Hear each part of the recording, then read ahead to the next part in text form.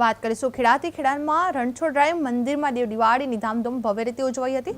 લગભગ 7 થી 8 લાખ ભક્તો કાળિયા ઠાકોરના દર્શન માટે ઉમટી પડ્યા હતા। 52 ગજની ધોળી ધજા સાથે પગપાળા ભગવાનના આશીર્વાદ લેવા ભક્તો આવ્યા હતા। દ્વારકેશવંત 1212માં બોડાના ભક્તની ભક્તિથી પ્રેરાઈ ગાળા બેસી ડાકોર પધાર્યા હતા અને આજે તેઓને રણછોડ તરીકે માનવામાં આવ્યા હતા। કાળિયા ઠાકોર મોટો મુગટ અને શ્વેત વસ્ત્રો સાથે મૂલ્યવાન આભૂષણ ધારણ કરી ભક્તોને આશીર્વાદ આપી રહ્યા હતા। દર્શન વધુ સમય ખુલ્લા હોવાથી ભક્તો આનંદ અને ધન્યતા અનુભવી રહ્યા હતા। નામ શું છે અને ક્યાંથી આવી રહ્યા છે? રમેશભાઈ દલાભાઈ ગારી, ગામ પીપળી દુધિયા, તાલુકો લીમખેડા, જિલ્લા દાહોદથી આવે છે। પગપાળા પ્રવાસ અમારા લોકો 100 યુવાનો સાથે અમે આવી રહ્યા છીએ। રણછોડજી મંદિરમાં આજે ધજા ચડાવવા આવ્યા છે। આ ધજા ચડાવવા આ નવા વર્ષની પૂનમની ધજા ચડાવવા માટે અમે આવ્યા છીએ। શું ભગવાન પાસે આશીર્વાદ છે? ભગવાન રાજા રણછોડ આખા સમાજનું, રાષ્ટ્રનું હિત સારું થાય એના માટે અમે આ ધજા ચડાવી છે।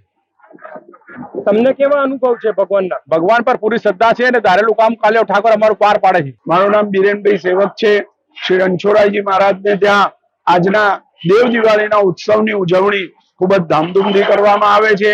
ભક્તો લાખોની સંખ્યામાં ભગવાનના દર્શન માટે આવે છે। આજના પૂનમનો એક વિશેષ મહિમા છે, કારણ કે ભગવાન આ દિવસે ગુજરાતને ધન્ય કરવા દ્વારિકાથી ડાકોર પધાર્યા અને તે ભક્ત સાથે આવ્યા। એટલે કહેવાય છે અપાર કરુણા સિંધુ ભગવાન ભક્ત તત્પરા। ભગવાન ભક્તને અધીન થઈ અને આ દિવસે ડાકોરના ખેડા જિલ્લાને પાવન કર્યો અને ભગવાન અહીંયા પધાર્યા। એટલા માટે આ દિવસની ઉજવણી ખૂબ જ સુંદર રીતે કરવામાં આવે છે। મંદિરને સુંદર રીતે શણગારવા